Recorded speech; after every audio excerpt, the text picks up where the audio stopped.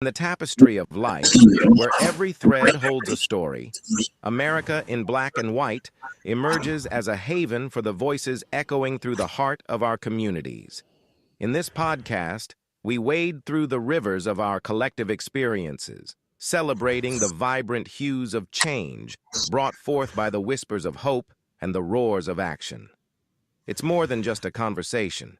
It's a journey into the heart of our society, illuminated by the light of those daring to dream and do. Join us, and let your voice be the melody that guides us toward a dawn where every color finds its place in the masterpiece of our shared destiny. Together, let's paint a future brimming with the positives that dwell in our minds and the actions that shape our world.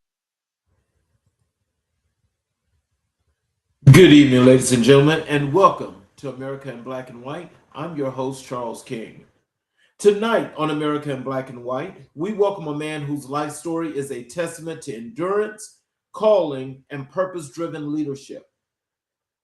Michael A. Wilkins is not simply a consultant, not simply a speaker, not simply a pastor. He is a builder of people, systems, and communities.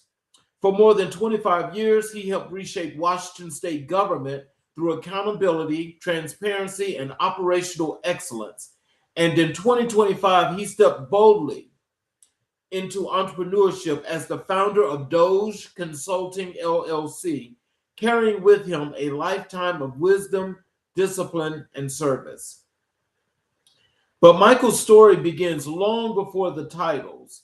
It begins in the strength of a mother who taught him resilience and a great-grandmother whose faith and fortitude became the blueprint for his life. It begins with the lessons of community, the responsibility of leadership, and the belief that transformation is not an event, it's a lifestyle. Tonight, we explore the journey of a man who has served as a pastor, a coach, a trainer, and an author, a motivational speaker, and a public servant. A man who has chaired advisory boards, shaped housing developments, influenced regional planning, and stood on international stages, including TEDx Cairo, sharing a message of empowerment and possibility. This is not just an interview. This is a masterclass of purpose, perseverance, and the power of legacy. Michael Wilkins, welcome to America in Black and White. Sure. Hello, sir. Hello, how you doing? I'm doing just excellent. Wow, your face is like it's blacked out. I got the light on. I'm not sure what's going on. So, how are you this wonderful evening? I'm doing good, sir. Is it the picture better now or no? No, actually, it's like you're, it's like a very dark head and a hat. I can take my hat off. I don't know why it's dark. Okay, now we can see you. Okay, sorry about that. No problem. So, is there anything you'd like to say to the audience before we get into the show? Yeah, I'd just like to give you a metaphor or should I say a saying that I've used in my life in the last, I'm gonna say 15 years.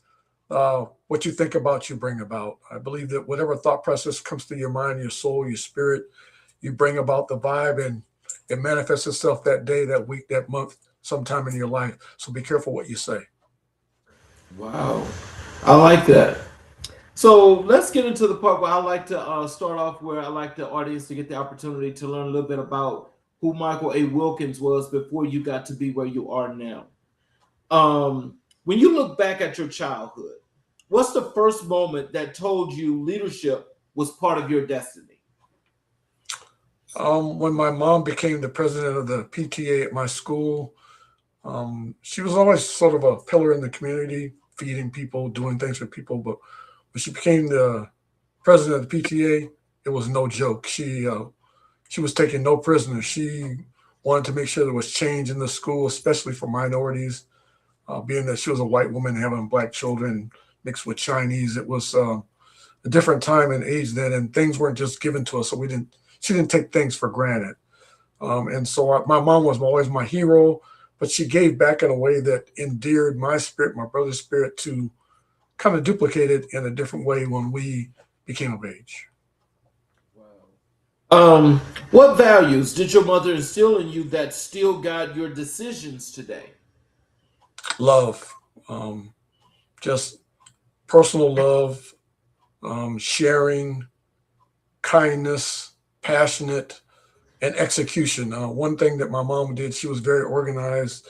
She made sure that if she had something on her agenda or something she was going to do, that she executed it with excellence, meaning that she did things in pods, or I'm going to call it maybe silos. And when she finished one thing, she went on to the next. But she always executed whatever she put out for that day. And so that taught me some discipline about working within time frames. Wow. So, and watching your mother as she did those things, and as disciplined and as structured as she was, what were some of the things that you can tell our audience today, that some of the points that were so pointed that you had no choice but to understand and learn from those things that made you the person you are today? She had this thing about time, because I think a lot of us waste time. So, at certain time I had to be up, had to have my bed made, had to be on the way to school. And so she taught me the discipline of time.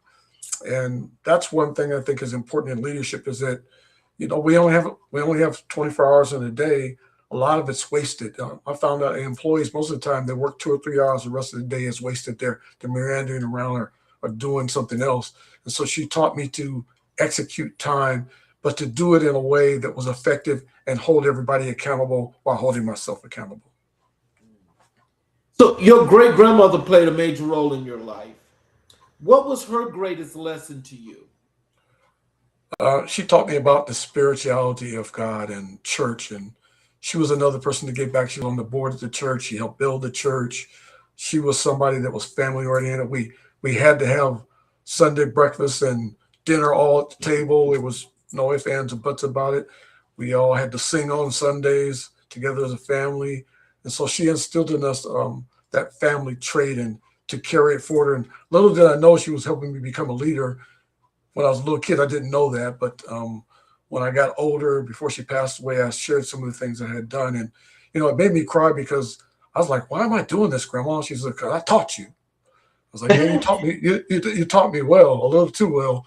But she was somebody that I didn't know that our family was the first Black policeman, first Black postman, things of that nature, until I got a little bit older. But now I want to pass it on to my family and my siblings and to my children. Oh, wow. So when you think about that, especially the lessons that are from your grandmother, how are you using that today that's manifesting your business and the things that you do? Well, Charles, is a good question. I always try to start out with listening, being quiet and just listening, and taking that in and try to come out with a strategic way to expand on what people have said, but in a way that makes sense to me and to them, so that they can grow and scale their business. I'm a strategist at heart, and so it takes a little time for me to kind of give back what I'm going to say, because I'm listening. And to me, that's a trait that some leaders don't have. Most of the time, they're, I want to call it, be the boss, telling you what to do, and very little listen. And sometimes they lose their audience and their staff because of that. Because at the end of the day, I look at it as that I'm just giving instructions. I'm not doing the job. Somebody else, I got to count on others to do the job. And so I have to entrust certain skill sets in them. And a lot of them are a lot better than us leaders at the jobs we do. It's just we see the bigger picture. Maybe they don't, but I want to share. And so that's something that I learned in the very beginning of my leadership. So how did growing up in your community shape your worldview? I'm going to say through a teacher that I had in high school. His name was Mr. Vukovic. He was from a different country. I was in an all-Black school, but he said some things that still made sense today. He would always say, you're a big fish in a little pond, or little fish in a big pond. You can get it by sharks. And so he said, if you fail to plan, you plan to fail. That always stuck in my head, Mr. King, because a lot of people plan to fail. And so when they don't plan, they fail and they wonder why. So I always try to plan. I'm not perfect at it, but I try to plan. The other thing was he always taught us that we could be bigger than ourselves to give back to our community, and that just because I grew up in poverty didn't mean that that was my destination. What was the first major challenge you overcame that made you believe you were built for more? Cancer. I was diagnosed with cancer in 2010. It had pretty much ran through my body. I even contemplated suicide. I just was kind of done with life, giving up, and getting through that taught me resiliency. It taught me that it wasn't about me, it was about a bigger picture and to help others. I joined the survivors group, and through that group, we raised a couple $1 million for other groups and help people. And it taught me that I was built to speak, but although I was doing it before that, but that's when I knew, because people started listening. I guess they were listening to the passion and the way I said things, and that I cared. I wanted to give back. I went to appointments with other people that had cancer to kind of walk them through the window. Wow. Well, I think that's definitely a good Samaritan thing to do. There is a comment here, here in the chat that I'm going to put on the screen for you. You see it right there. It's from Divine Empress, and she says, "Love indeed." Amen to that. That is, that's something that we don't get enough of. The Bible says to love thy neighbor as thyself. In the Great Commission, it says, love the Lord thy God with all thy heart, thy soul, and thy mind. But I think that we listen to the A part, not the B part. Love thy neighbor as thyself. You got to love yourself first before you can love your neighbor, before you can love your neighbor. And I love me, but I also love others. I think I'm not on this earth by myself. I'm not on an item in the land of Patamus by myself. I have to share with others, and we might as well do it together. It's easier to love than it is to hate. It takes too much energy. It can make you sick. It causes violence. It causes despair and perils. And it's not worth it. When did you first recognize your calling to serve others? I'm going to say at age 12, I was asked to do this play. They made me the lead part of the play. It was a Christian play. I was stumbling through the words, but somewhere my passion came out, and the teacher's like, "You're a born star." Yeah, whatever. I didn't want to do this play in the first place, but I found that I was a quiet person. I was timid a lot of times, but I started finding my ground and my voice as the years went on. I believe when I transitioned from Washington State to Oakland, I had to find my voice. There was a lot of violence. I had to stand up for myself. I got attacked a couple of times, and that's when I just people found out I wasn't playing. I was serious about who I was and where I was going. And I think that survival of the fittest, either you climb to the top or you fall to the bottom. And sometimes you find out who you really are when you go through traverse times. So what role did faith play in your early development? It was the key foundation. Without faith, I wouldn't have made it. Without faith, I couldn't make it. Christ is the center of my life. I went through some hard times, made some mistakes, did some things I shouldn't have, but every time I went through some peril, Charles, I found my way back through Christ. I remember when I was in the military, I lost a good friend. To this day, it bothers me because he was one of my soldiers, and I just didn't think I was going to get through it. I just didn't think I'd make it through, but I found perseverance through my faith in God. I knew that there was some reason that it happened, and what I was supposed to do through that was live, to persevere, to be who I was. Because the last thing he said to me was, go on and be who Michael's supposed to be. I'm like, what are you talking about? You're supposed to be here with me. But now I know what that means, because he saw some leadership that I didn't see in myself. So with all this resiliency that's taken place, and the different stops, that caused you to have to stop for periods of time, what was your mental like, and what were you thinking coming forward as you were jumping these obstacles and rising like a phoenix? Be honest with you, that's a good question, Charles. Sometimes I didn't know what I was doing until I got to the end of the gate. I believe it was just survival, but then I found that somebody had to stand up because others didn't want to. So, I was chosen, so I stood up. I stood up when it wasn't popular. I stood up when it wasn't easy. But the fact that I stood up is all that matters. I think about Martin Luther King. Was it easy for him? No. Was it necessary? Absolutely. Sometimes we got to do things. Sometimes we're put in situations where God has put us there to stand up. And I know when I'm supposed to stand up, and I know when I'm supposed to sit down. And at those points, I stood up. And I didn't stand by myself. I stood on pillars of others. And that's why I'm giving back now. So, who were the early mentors who helped shape your path? Um, Again, my mother, my grandmother, also this man I met that I got a scholarship from. I can't remember his name, but he instilled a lot of knowledge in me. He said, you're better than that. You can go further than that. He pushed me. And I always wondered why. I was like, why are you pushing me? He said, Michael, you were built for this. Don't give up on yourself. And I was like, okay, but I don't have a father in my life. He said, well, you got God. And that was the key. You got God. That's your father. And so I had a stepfather that stepped in my life when I was 16, and he helped reared me. And he kind of echoed the same sentiment, Michael, you can be better than that. When he saw me make mistakes, he would, turn me around and point me in the right direction and say certain things that instilled faith in me. And I thought, wow, why is he saying this to me? He ain't my dad, having that, that little rubber band reflection. And after a while, I had to go back to him and say, I love you. Thank you for what you've done. Because without him, I couldn't have been who I am today. Wow.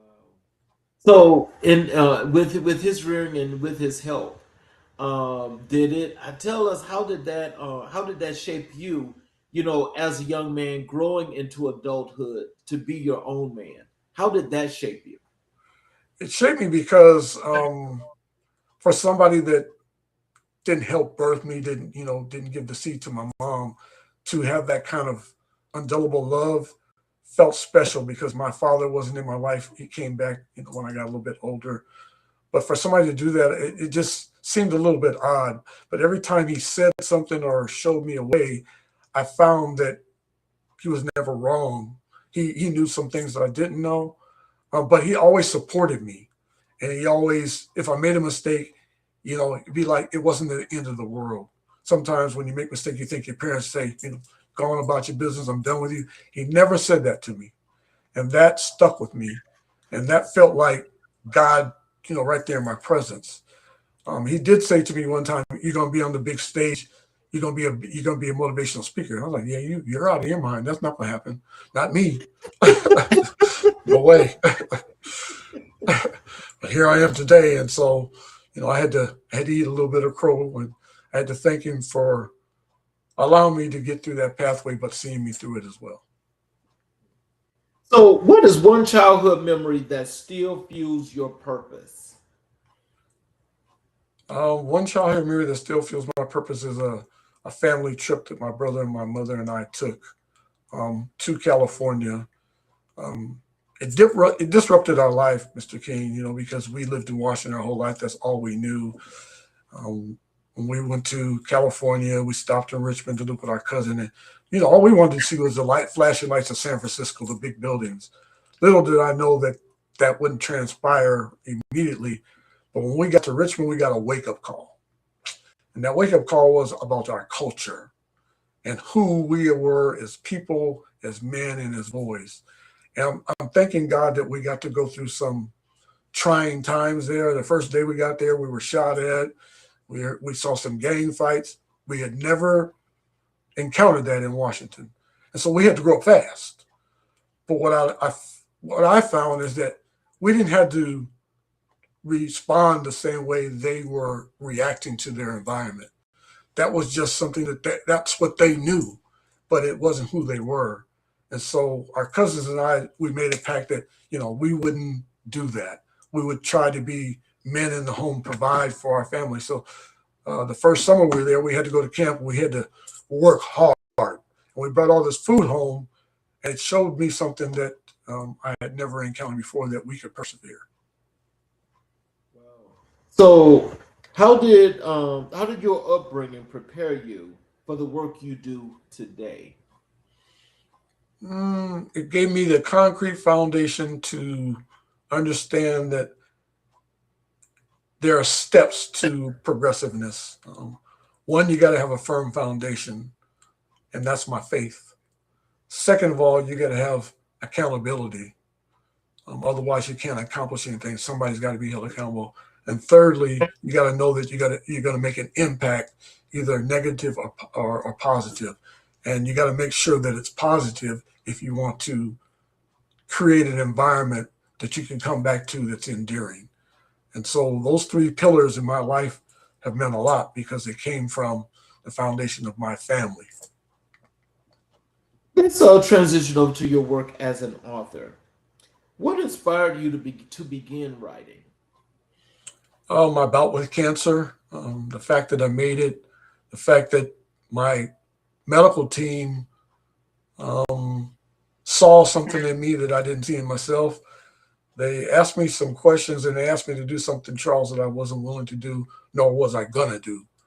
But after I prayed about it and submitted, I did. They asked me to talk to other patients and to other medical teams. I'm like, you guys must be crazy. You know, some of the information you're giving out is not sincere. It's not in good faith. Why would you want me to talk? It's because I was smiling all the time. And I figured, what was the alternative? I had to be positive all the time. I figured, what was the alternative? And so I said, okay, after once. I didn't realize the impact that it had on some of the patients, some who are not alive today, but nevertheless, it did have an impact. And that kind of crushed me on the inside because I wanted them to go along with the journey for me, but also showed me what I was capable of doing. So when you first began to write, did you know what the title of your book was going to be, or how did you derive to the title? The title came first. That kind of happens with me when I do a speech. It's like I get the title first, and then the speech comes later. And so the title came, I Survived, You Can Too, Bringing Out the Champion Within. I was like, that sounded like a sermon to me. So that's kind of the way it started out for me. I preached it as a sermon. I was like, that's not making sense. And so I started with the back for last chapter, and then I kind of went the opposite way. I started putting pieces together, but I also did some due diligence and found information that was very, very powerful. And a lot of it was about our food source. And, you know, not to belabor the point, but a lot of the reason that people are sick with some of the diseases we have is because of our food source. It's not what it's supposed to be. It's not original. You know, they're putting hormones and other things in it. And so that's why a lot of people are sick. And it's like a vicious circle. You know, we're sick, then hospital makes money, big pharma makes money, and you just keep going around. And it's like, wow, that hurts being in the richest country in the world. It hurts. So what themes do you find yourself returning to in your work? Giving back, community, advocacy, on boards again, basically just because sometimes my experience allows me to give information to people in a way that maybe they didn't see it or it wasn't transparent at the time. So I'll give you an example. I ended up on a board, on a transit board, and ADA, which is, you know, for disabled people. I really didn't know what I was doing, Charles, but being on that committee opened my eyes, and I saw some things, and I just helped them with some signage. And so I'll just kind of close the story with this. I went to a track site where we were about to have a stop.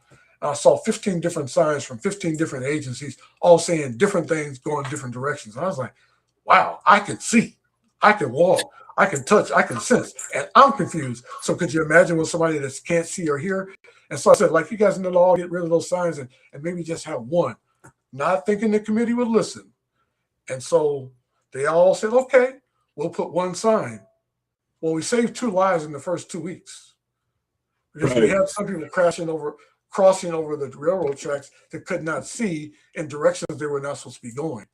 I was like, wow, I didn't know that would work. But I just thinking outside the box. That's all I was doing. Was that intentional? For me, it is. because Well, I'm talking about all those signs, all them signs. Was that intentional? I'm gonna say it's more political. It's more political.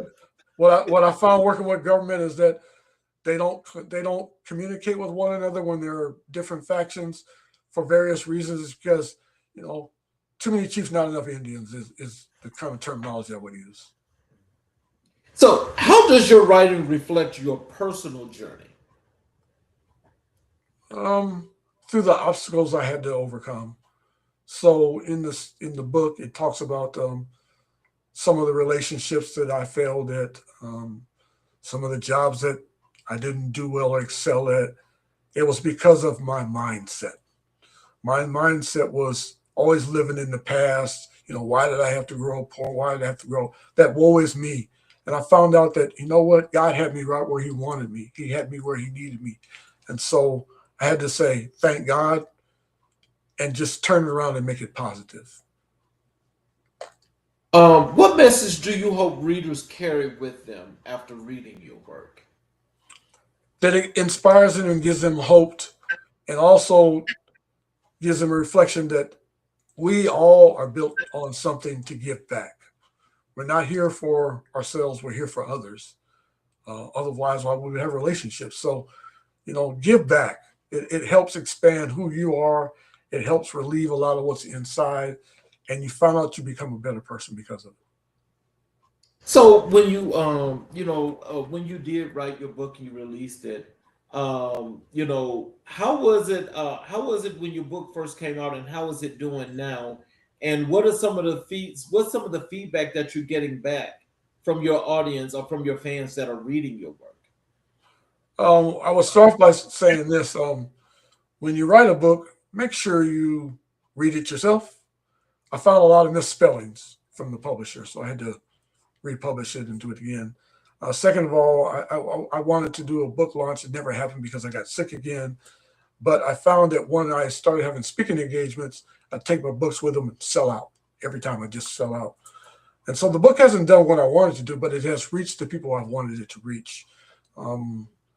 It's in a segment about spirituality, and sometimes those books don't sell as well as thrillers and novels and other things. But it has done what it's supposed to do. I'm in the second book of writing, and I'm going to go about a little bit different. But I believe that the intent has been met. How do you balance storytelling with teaching?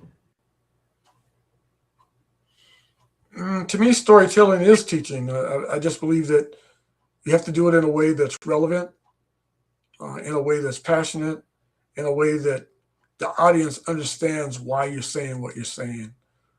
For example, when I was talking to people about my illness, there's a lot of people in the room that are already themselves ill. And so I'd ask them how they deal with their day-to-day routine and what I did, how I went through my day. And it helped a lot of people. I tell them, hey, first thing I do when I get up in the morning is I pray and give thanks to God for another day. Second of all, I think about some positive affirmation to get me through the day, to propel me, to perpetuate me. That's how I keep myself focused on the day's reality. That's not to say negative things aren't going to happen, but are they happening for me or happening to me? That's $1 million question. What authors have influenced your voice? Wow. I'm going to say one of them. She passed away not too long ago. I can't even remember her name right now.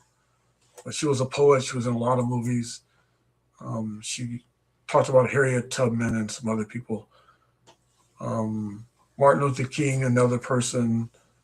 But one of the people that have inspired me the most is this person that wrote a book about the country that they came from. And her name was Carletta King. She talked about her life in Africa, and I read the book. I can't remember the title of the book right now, so forgive me. But I went to Kenya, and I went to some villages and met this person that wrote this book. And I looked at the circumstances that she had to deal with, walking with no shoes, hundreds of miles just to get food, come back to mud floors and house with just, bare minimum, and smiling through it all. I thought, wow, what an inspiration. I got a house with wood floors and I got a toilet with this and that, and I'm complaining. And I got plenty of food and throwing it away. I just learned a good lesson from her. And to this day, I give her thanks because she taught me the biggest lesson, Mr. King, was when we went to dinner. I ordered too much and threw some away, and they cleared the table and left me by myself. I was like, whoa, what happened? What did I do? And they said, we don't throw food away here. And that was the first lesson I learned of humility, is that we take a lot for granted. So I don't take things for granted anymore. They're too precious. As I think about that, when I hear you say that, there's a lot to be spoken about such a thing, because there's an enormous amount of things here in this country that we all sometimes take for granted, and we don't think about it all the way through, and we don't carry out the purpose in which it's intended. Mm-hmm. When you think about that and you saw that and experienced that personally, how did that feel to you spiritually and morally when you got back to this country? When I got back and got off the plane, Charles, the first thing I did was kiss the ground and thank God that I was an American. But I said to myself, I need to give back. So I sent some things over there, which, we won't talk about it, because a lot of them don't have shoes. And to see them walking hundreds of miles with no shoes, I felt guilty, because I had like 20 or 30 pairs of shoes. I was like, I don't need that many pairs of shoes. They don't have any. And so I just felt this humiliation and guilt. And I had to get over it, because I can't help where I'm born. But I did say that, there were some things I didn't have to have that I thought I needed to have, and that I could give to those who didn't have. And it feels good when you do it, because when you see what you have versus what they have, 3 or 4 TVs, they have none, 4 or 5 pairs of shoes, don't need them, 4 or 5 cars, all those things. I started feeling guilty, and I thought, man, I could give one away. And so I went on a spiritual walk to do that. Thank God I was honest with it, and I did what I was supposed to do. I did give a very, very nice car away to a painter who painted my house that needed it for his business.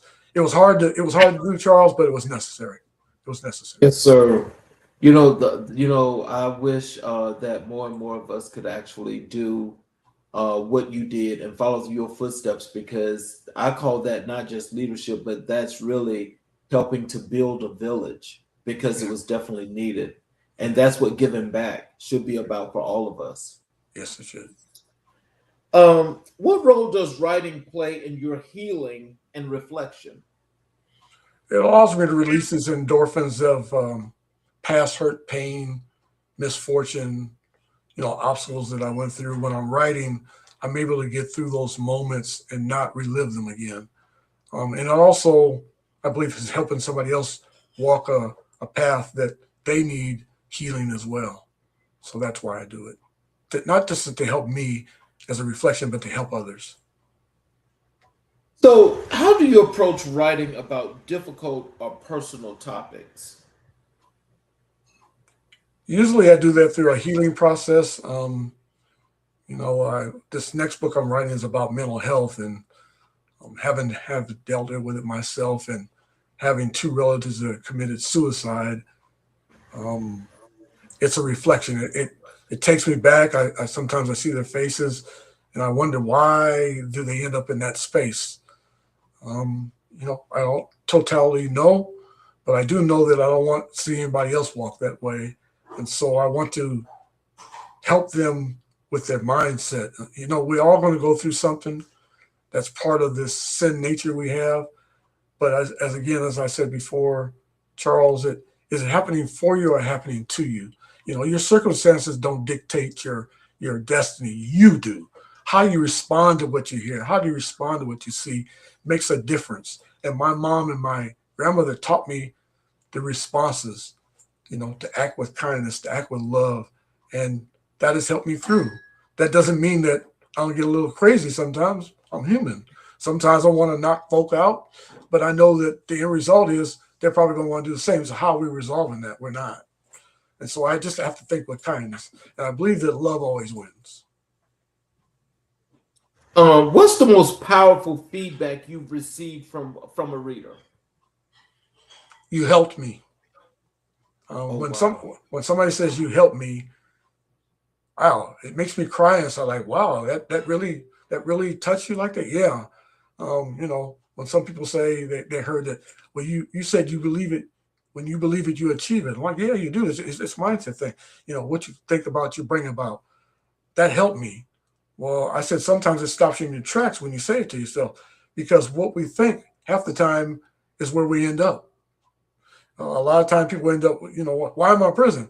Your thought process. You thought this, you saw it through, and that's where you ended up.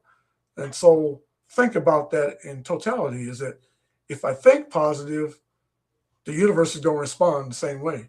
It's like the boomerang effect. If I throw it out, it's going to come back to me. And so we just have to really think about the precious moments we have in life and how we're going to respond to things. Wow. So what future writing projects are you excited about?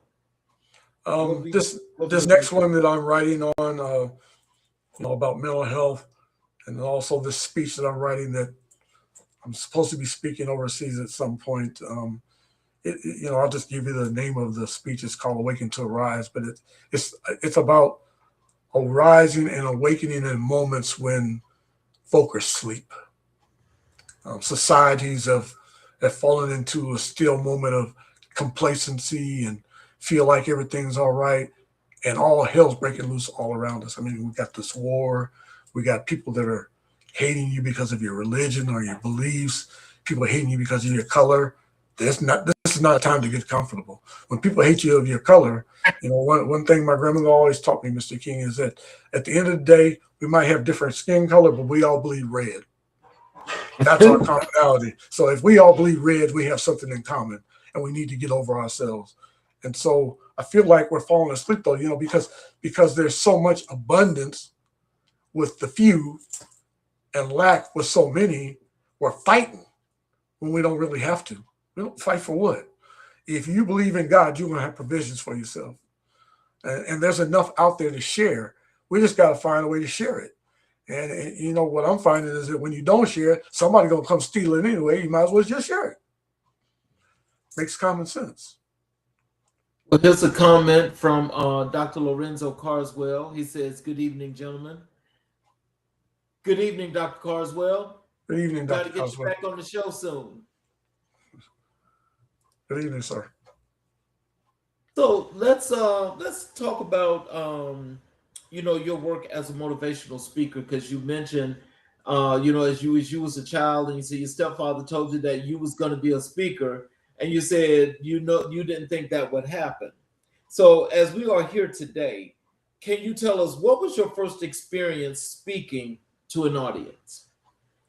In college, I took a motivational speaking class, of all things, from a sportscaster that taught at our college, and he was good at what he did.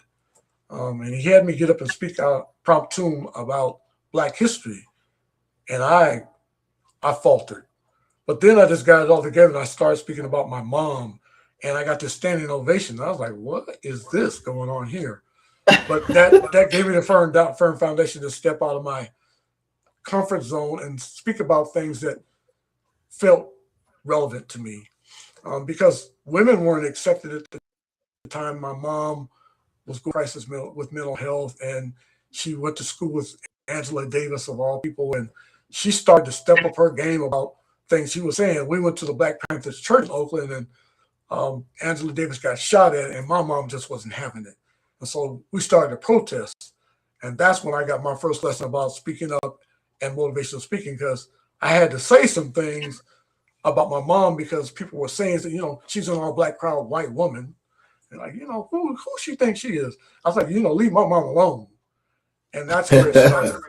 That's where it started. Like I was standing up for my family. So what message do you believe the world needs most right now? Love. That we have more in common than we don't. And we need to let go of our guard at some time and take on some risks to love people that don't look like us, may not act like us, may not come from the same area, and get to know one another. I found when I got to know, what a Chinese person needs, or what a African American person needs, or a Native American person needs, or a Latino person needs, or somebody from the European country needs. I found out their needs are different than ours, but they're really all the same. It's how we go about getting it. And so to me, if we can find our commonalities, we can get rid of the differences. It's easy to do, but it's also hard because ego gets in the way. And that's our disaster, is our ego. As you mentioned that and you talk about ego, it kind of reminds me, of a situation when I was, in one of my classes in college. And, there was a few students, that I don't know what you want to call it, because it was like a little ugly thing to me. But, in not wanting to be combative or whatever have you, there were a lot of people that was like turned off about that, because it's like, oh, it's all about me. Mm-hmm. When you are doing your speeches, have you ever done a speech, pertaining to people that have that little super ego thing about the entitlement thing? Have you ever done a speech like that? I did. I did a speech on leadership and leading from the bottom to the top. Woo! I got ripped up by some leaders. They didn't like it. Who are you to despise? And I said, at the end of the day, do those people down there do their job? Are you doing it? No. Then you need to listen. It was humbling, but at the same time, I was ready to fight, because I was one of those people on the bottom. And when I got to the top, I didn't forget. And right. I believe that the problem we have is that a lot of people that are picked for leadership today, it's based on their algorithm or their pedigree. Charles, that is so wrong. Sometimes they can't. All levels. Some people they can't. Sometimes they can't lead people to the bathroom. And I'm thinking, wow, what have you done in the past to prove you're a leader? Sometimes that's all we need. And so I'm not saying that going to school's a bad thing. I'm not saying, coming from an Ivy League background is a bad thing. I'm not saying making a lot of money is a bad thing. But are you listening to your audience? One thing that I learned from a CEO at the bank that I work is that he came and sat with us all a day to find out what it was like to do our job. And he says, I didn't know you guys had to do this. I didn't know how many loans you had to turn down. I didn't know. He changed his whole perspective on the bank, and we made a 180 turnaround in a profit margin just because he spent a day with us. How many leaders spend a day with the people that are down on the line? Well, see, that's I know that this is another subject, but I just want to say this one last thing and get your opinion. Okay. Is that, those particular leaders, they display that same entitlement that I was mentioning and asking you that previous question. Mm-hmm. But when you talk about these schools, like these Ivy League schools and so forth, that actually have that same ego and that same entitlement because they feel like they are so superior, and America has made them feel that way. Yeah. But are those graduate or are those degrees really worth anything when you can go to a school like Harvard and you're not going to fail? You're saying something very important, Charles. So I'm going to say this way. I went to school with somebody, and I'll say the name after I get done with the story, who was a famous baseball player. And I had to take his English test for him. See? That told me a lot right there. I had to take his English test. So I know that a lot of these people, certain academics, they get passed through because of their name, their family's name, entitlement. And that's why they can't make it, because they're not living on their own accomplishments. And so I'll tell you the person's name, and he's no longer alive, but I cried when I had to take his test because I knew where he was going. His name was Ricky Henderson. This boy was my God. Possession. And when the teacher came, we told I stuck my middle finger. I'm not taking this test. Let him live on his own. He's gonna be a baseball player. He don't need to know his name to cash the check. He went back to school. He learned, but I felt bad for him because the reason that he didn't have a lot of money in the beginning is because he didn't know who he was. He knew what he could do, but he didn't know who he was. And people took advantage of it. And that's unfortunate because a lot of our black athletes, they've been taken advantage of because of that. They don't know who they are. And so when you don't look at your own paycheck, you don't know how to count. Come on now. We're not going to do it that way. We're not going to do it that way no more. Oh, you know what? That's a whole nother show, and we definitely going to have to talk about that because there's so many of them that could be called out. I don't want to do that, but that's a whole nother show because that's all about principle right there. Yeah. How do you prepare mentally before stepping on stage? One of the things I always do, just as a mental checkout for myself, I always go and check out the facility or the venue. I just do. It helps me zone out. I always get places early and I pray. So I'm going to call it meditation. But I take 15 to 20 minutes just to meditate on the effect that I want to have. And then I see myself doing it even before I speak a word. It's like I manifest something before it happens. And so that's kind of how I prepare mentally. Like when I went to Egypt, most of the people there that are listening in the audience, they're speaking Arabic. I'm speaking English, no Arabic at all. I didn't think I'd have any effect. I got a standing ovation. I'm like, wow. Well, it's not necessarily the words I'm saying. It's the way I'm saying them, the way they come out, the passion that comes with it, the way I move around the stage and focus on certain points. They get it. And so to me, you should be focused, laser focused, but you also not take the venue for granted. We got some comments here from Dr. Carswell, and you're more than welcome to respond to these. Sure. The first one here, I'll put it on the screen. He says, great influence by Black women. We have to be aware of gender bias and come together to make things happen. Great story, and he appreciated you sharing. And I'm assuming that this is where you're getting into the part about Ricky Henderson.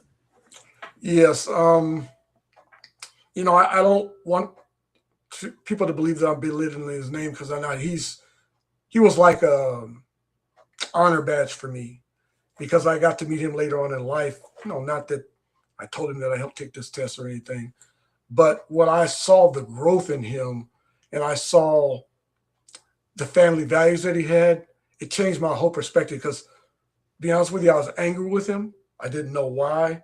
Maybe because I knew he was going to make it and I didn't think I was. But when I saw his mom and his parents and the family that he had around him in the community, I was proud. I was like, wow, Michael, you need to shut up. You said some very biased things about him in rage that you shouldn't have said because you didn't know where he had come from. No, I didn't. And so one of the things I learned to stop doing was judging people and gossiping about others because sometimes we slander and murder people just with our mouths. And so thank you, Dr. Carswell, because I've learned some good lessons about not making prejudgment about people that I don't know. And this one, there's another comment here. I put it on the screen. He says he's doing research on a gap in leadership. It comes to emotional intelligence and how to apply it. You hit the nail on the nail on the head right there. That emotional intelligence, I think, is one of the most lacking things we have in corporate America. They kind of just shoot off at the mouth without thinking things through literally.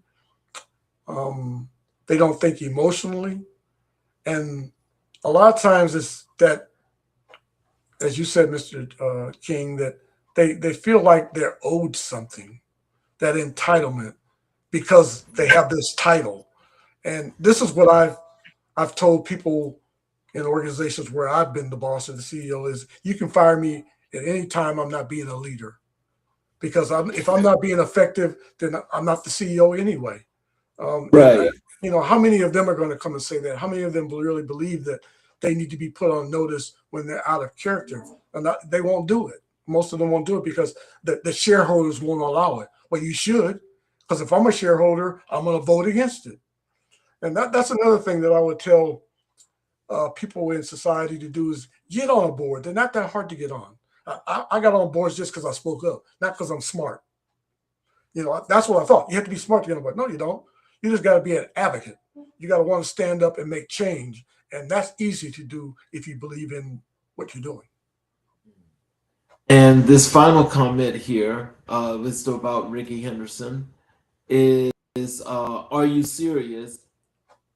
Wow, he loved him as an athlete.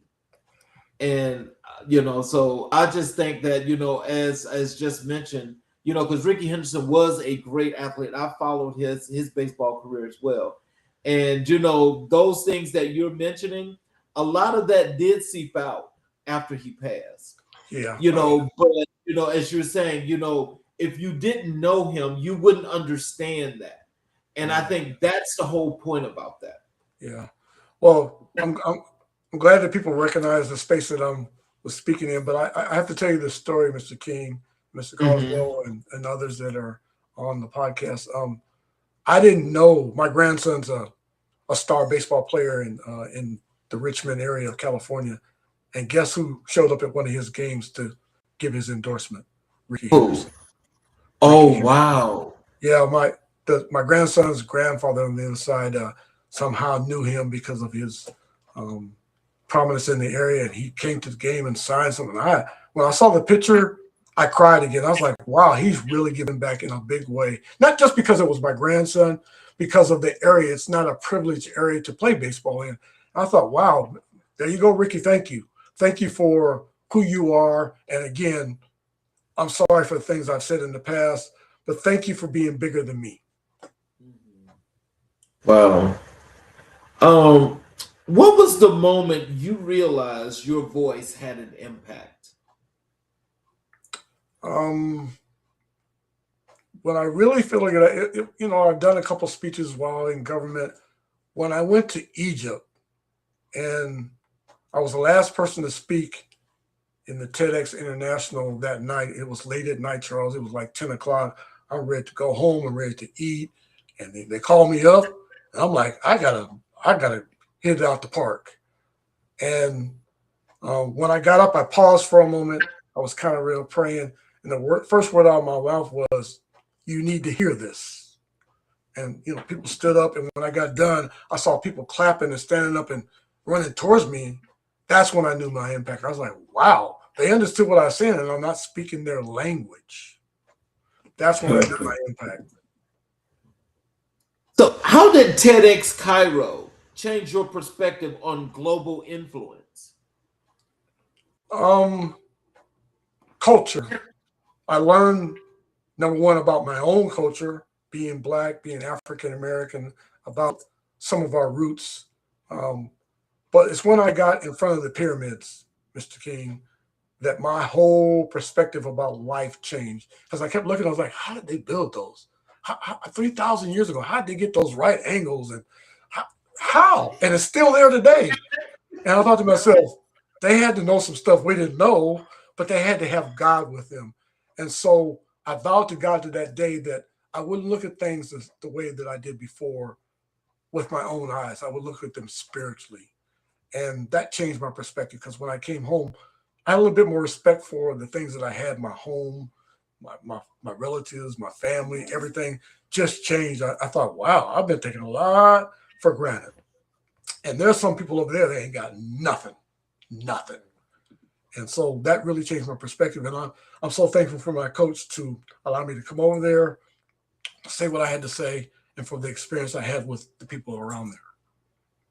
I want to do a little emphasis on that, because you said something that and even when we talked, is that when you mention culture and you think about that, and this is being mild, I just think that when you have something like that, and we know from how many centuries ago that was, that not only was that an innate knowledge, those were original creations that couldn't be stolen like other things, or duplicated. Let me put it that way. Couldn't be duplicated like other things. But in the process of not being able to duplicate that, and still studying it today and can never get those figures correct. It signifies to me that I just think that the technical age was before our knowing, but these people already had this knowledge and was doing it already. And so I think they did something that's actually a standing of time, but the historical context will never put it in that way of giving these people credit for being the originals of what they built.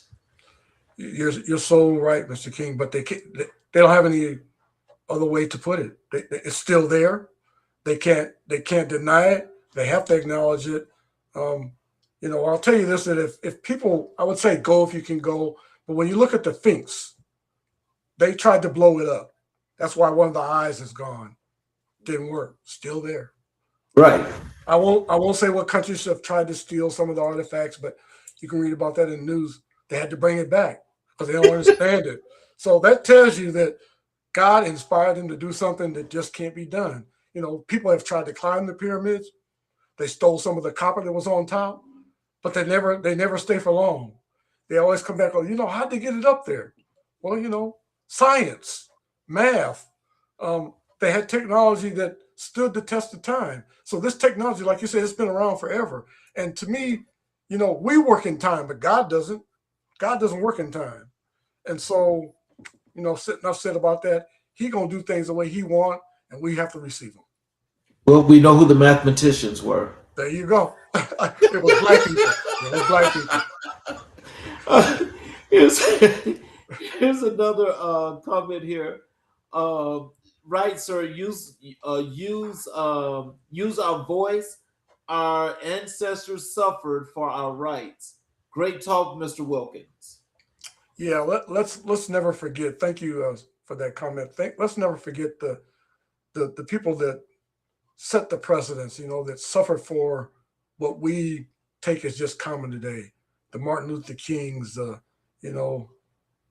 Those people that put their life on the line.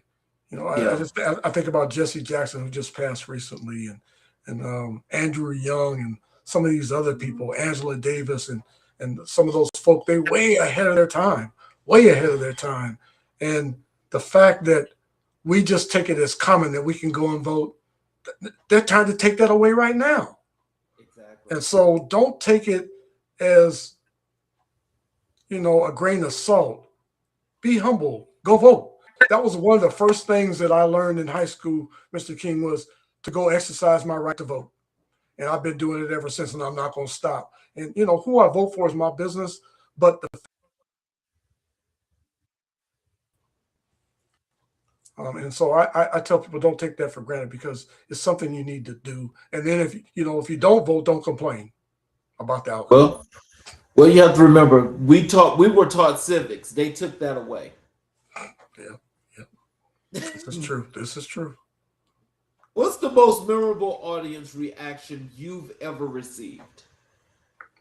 A standing ovation, but also I had somebody come up and, standing ovation is something that a lot of motivational speakers seek. And so when you get one, you kind of know if you're going to get it or not. But when somebody comes up and says, I'd like you to speak it blankety blank, hey, that hits home. That's the whole reason that you go. And so when I left Paris this past March, and I got home, and I got these calls from these people. I'd like you to come speak at this. And I'm like, really? About what? Whatever you want. I trust you. I was like, wow, okay. What I'm doing is hitting home. It's hitting people's hearts, their souls, and their minds, and it's impactful. Not that makes me better than anybody. I'm just doing what I'm supposed to do. I'm living my creed. How do you tailor your message to different communities? I have to study the subject first. So I don't want to go and speak in somebody's community and not really understand what that community may be going through or what that genre may be going through. Example, I had to speak to a senior community, which I never considered myself to be a senior, although I am. And I did. It was space I just didn't want to operate in. I did it in 2024. There was a lot of seniors there. And I just thought, you might be old, but you're still young. Because if you're still living, you still have something to do. And so go do it. That's kind of what my speech was about. But I was very emphatic about it. I got in kind of in their face about getting complacent, because a lot of retired people, we just want to sit at home, drink our tea and coffee, and go on through our day until we get robbed, until expenses go up, until we can't afford our own medical care or our prescriptions. Well, that's kind of what I talked about. You want to change, you better go say something. You better go get in your senator or your congressman's ear. But you also should be passionate about your community. If I see somebody that's struggling, I try to help them, because that could be me. Yeah, exactly. What topics are closest to your heart when speaking? Spirituality, forgiving, faith, inspiration, and most of all, advocacy.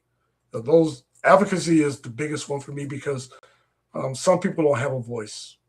There's no way for them to communicate the thing they want to say, and so we have to be their voice.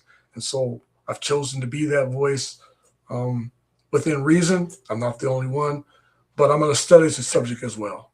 I'm going to make sure that I'm sharp on what I'm talking about, and that whatever I'm going to say is going to pierce somebody's heart, that they respond in a like-kind way. What do you want people to feel after hearing you speak? Inspired, hopeful, feeling like they can make a difference, that they can go home and make change just like I did. We can all do it. As I said before, we're all here for a purpose, and we have to find what our purpose is. Some people want to sit on the bench and just watch the game be played until they have to play the game. Well, let's stop playing the game and get in the game.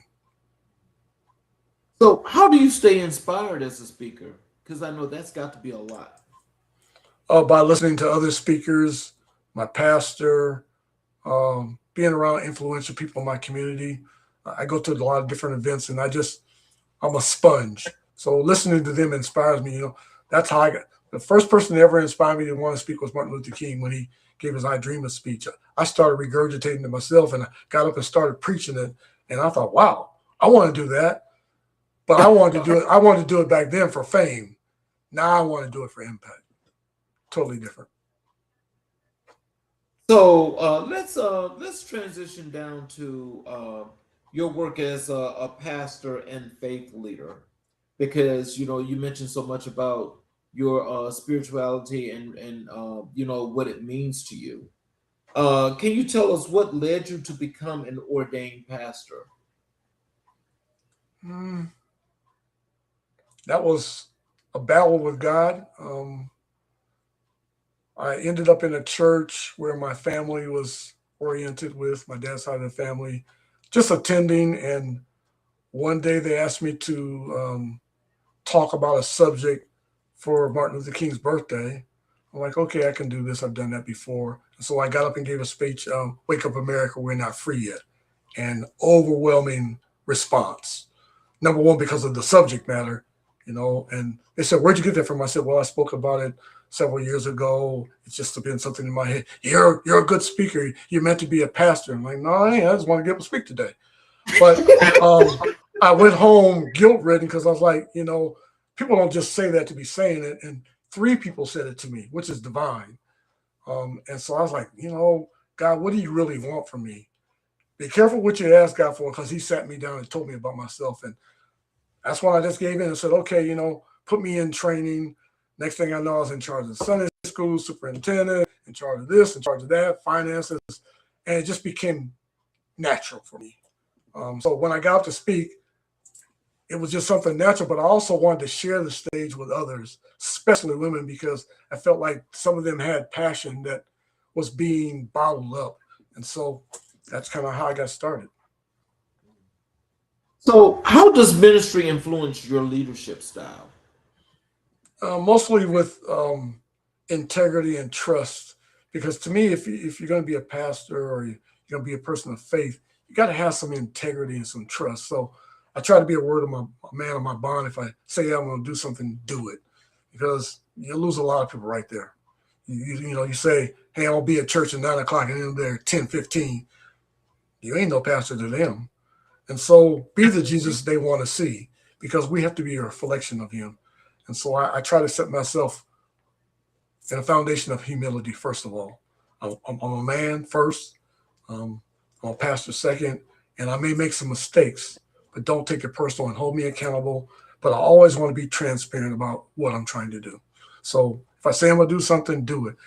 I think one of the things I'm finding is a perspective that people are bent on in church now is accountability with money. That's one thing. When I started church, everybody knew where every penny was going. They knew how much we had every month or every quarter, and that I wasn't taking it.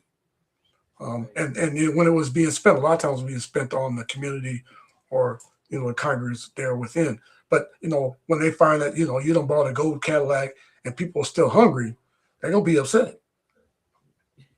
So how do you take your messages, as a pastor? How do you take those into the community and speak and engage with the community? Usually my message is about something that, we're going through now, but has relevance in the Bible in the past. And so I'll just give you a particular scripture that is a favorite of mine. It's book of Luke, the 15th chapter, verses 11 through 32, which is about the prodigal son. I feel like a lot of us men are prodigal sons. We go out in life and live a riotous living, spend all our money, lose everything, and then we're in want. And we want to come back home, but we're too ashamed to come back home.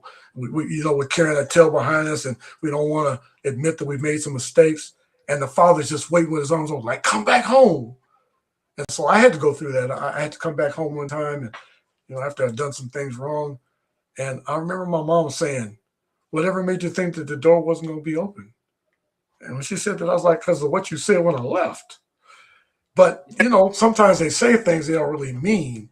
And so I feel like a lot of us, we just don't know how to admit that we made a mistake and come back home. And it's easy to do as long as you just say, hey, I'm human. Life is life. Just, don't try to repeat the mistake. Learn from it. Build on it.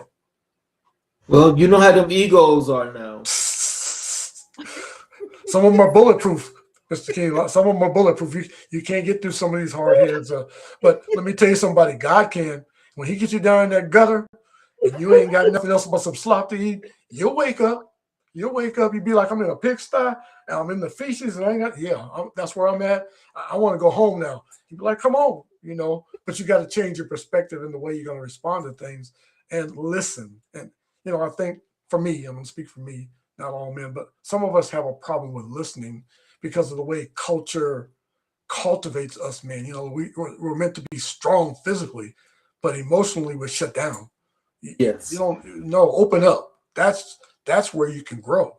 When you open your emotions, you can grow physically.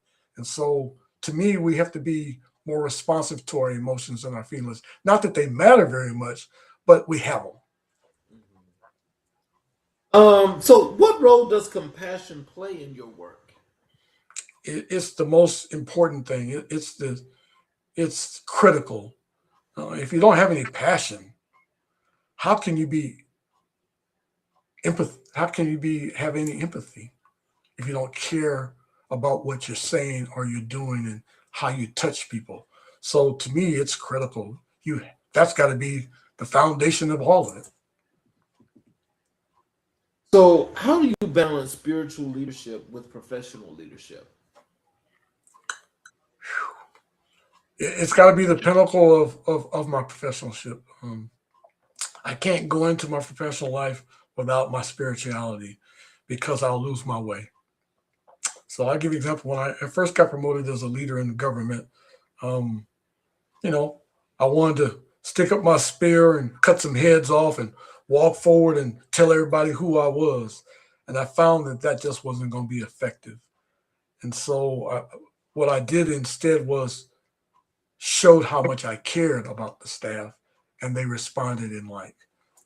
I had to learn, some of their jobs, but I found, I'd ask people like, what's important to you? And they tell me, I write that down. So I created this luncheon one time for all my staff who happen to all be women, where I honored each of them. They didn't even know what I was honoring them for, for crushing this statistic or crushing that statistic.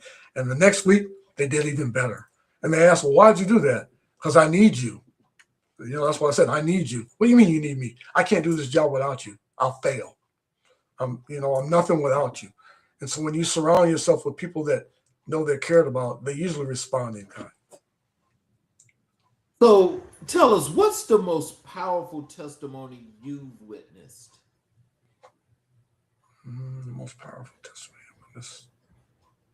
Sorry if I get emotional, but I had a cousin whose child was, I'm going to say, basically murdered in childcare. The childcare provider hit the child on the head at 4 or 5 months, caused a bruise on the brain and so on and so forth. The child lived a couple of months on, attachments and all that. And we had to take the child off all those attachments because the child wasn't really alive. And they laid the child in our arms. And it was not easy to go through with my cousin, but he had other children.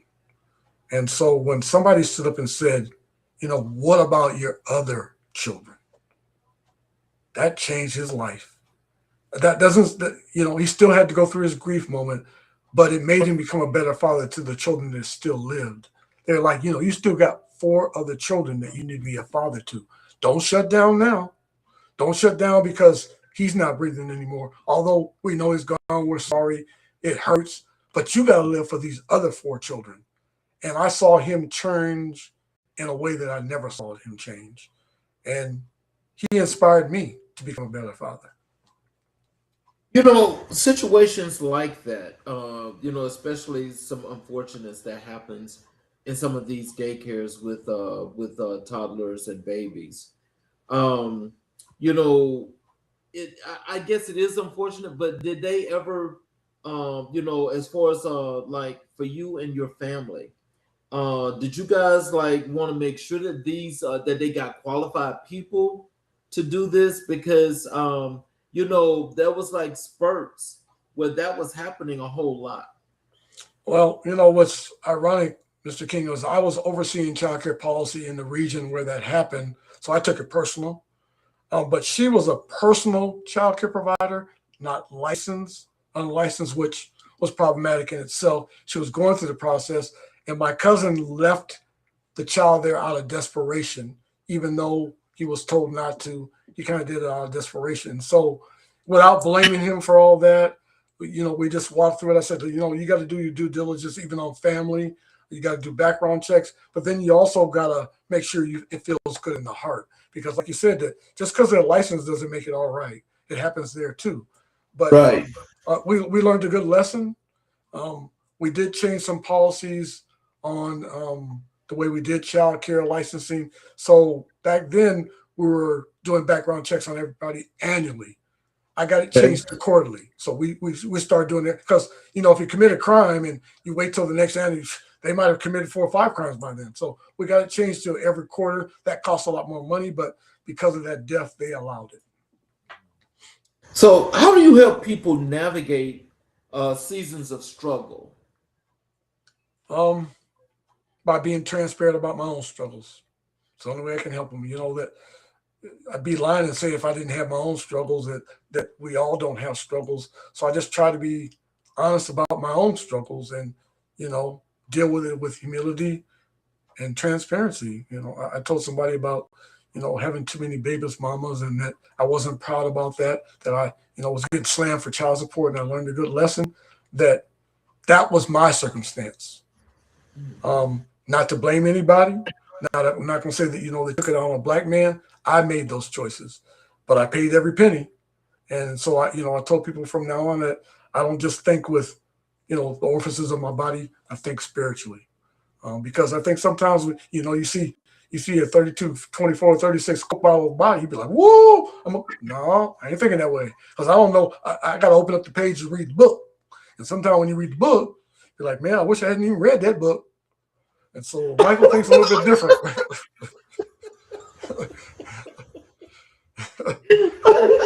I'm sorry. That was funny, but that's good right there. I like it. Truth. What does faith mean to you in times of uncertainty? It's how I make my decisions in uncertainty. I'd say that we're going through that right now in the world with this war and uncertainty and lack of food source and natural resources. And if I don't fall on my background of faith, I'll give up, because I'll just go to the natural thing, the human thing, and what I see, and not what I know or what I feel or what I sense. The Bible says in Hebrews 11:1 that now faith is the substance of things hoped for, evidence of things not yet seen. I don't need to see it. I trust God, and I know that He will provide and He will prevail, and that's what gets me through the day. How do you integrate faith into your everyday decision making? Carefully. I put my faith as like the all-encompassing circle around all my decisions. Not that I won't make a decision sometimes without thinking through it spiritually, but at the end of the day, that's what answers it. Example, before I leave the house for the day, I always kind of ask God, which way do you want me to go? Because sometimes I want to go my own way. I want to take the scenic route. And He always kind of leads me through a certain path, and that path always gives me an answer because of what I see along the path. Somebody hungry, somebody in need, somebody reaching out for help. And I'm thinking, wow, I got more than I should have. And it leads me into the response of giving back. What is your prayer for the communities you serve?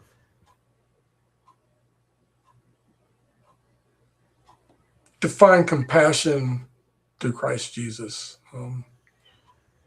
When you think about what Christ went through here as a human on earth, I don't think any of us can endure it. Yet He did for us sinners. And to see what He gave compared to what we take, there's just no comparison. He gave much more than we could ever give. And so that always leads me and propels me forward. That's why I want to give back, because I know that if it wasn't for Christ, I'd be in some prison somewhere locked up forever, just because of my mindset. I was locked up in my mind, and I had to release myself.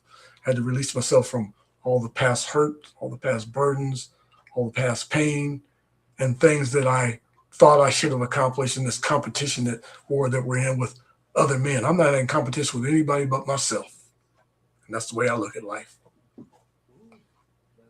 You couldn't have said that no better. I wish that most of us could think that way, because I think for some strange reason, again, go back to that crazy ego and that thinking about me.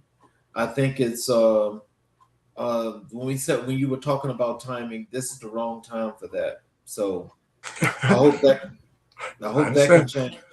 Yeah, I agree. I hope that it does. What legacy do you hope your ministry leaves behind?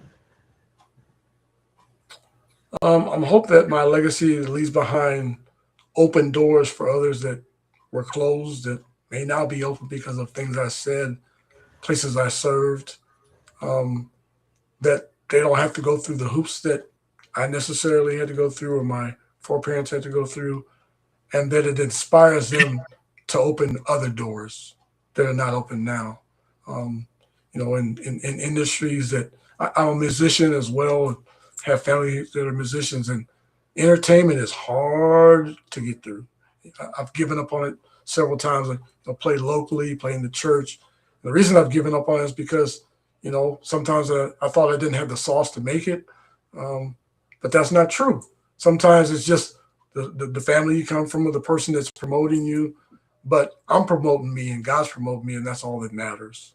And so I hope that people believe enough in themselves that they know if they believe it, they can achieve it. It doesn't matter what anybody else says. It doesn't matter what circumstances you come from, background you come from. If you believe it, you certainly going to achieve it.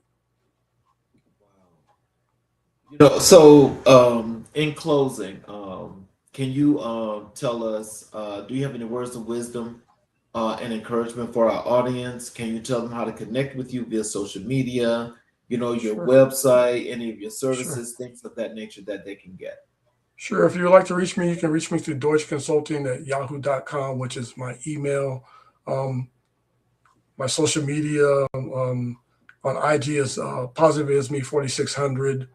You can look me up through Google through deutschconsulting@yahoo.com as well.